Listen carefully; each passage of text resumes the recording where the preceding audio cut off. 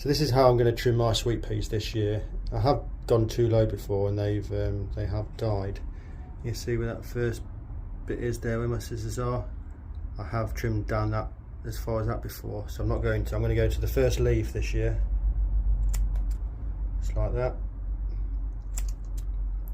which will stop obviously the growth, and then it should encourage the side shoots.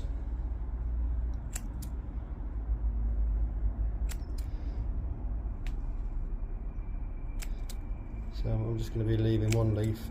So of course you're going to get new growth here, and then obviously the side shoots will get encouraged as well.